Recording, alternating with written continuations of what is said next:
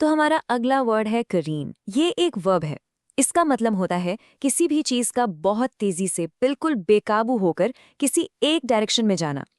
जब कोई चीज कंट्रोल से एकदम बाहर हो जाती है और तेजी से इधर उधर होने लगती है, उस सिचुएशन के लिए हम करीन वर्ड यूज करते हैं।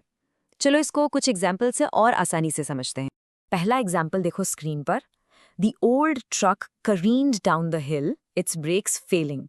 इसका मतलब है कि एक पुराना ट्रक बेकाबू होकर पहाड़ी से नीचे की तरफ आ गया। क्यों?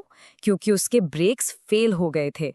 तो वो जो आउट ऑफ कंट्रोल तेजी से मूवमेंट है ना, उसी को डिस्क्राइब करने के लिए करीन्ड वर्ड यूज हुआ है।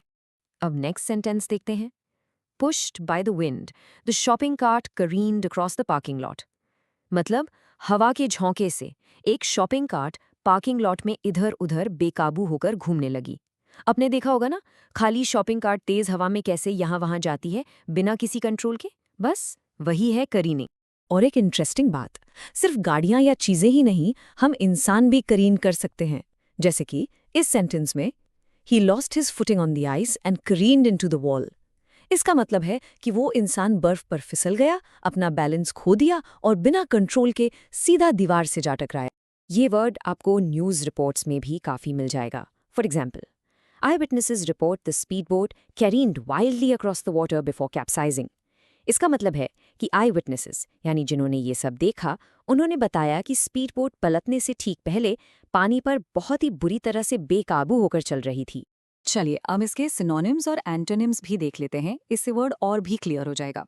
तो सिनोनिम्स यानी इससे मिलते जुलते वर्ड्स हैं हर्टल, लर्च, स्वर्व, रश। इन सब का मतलब भी तेजी से और बेकाबू होकर आगे बढ़ना ही होता है।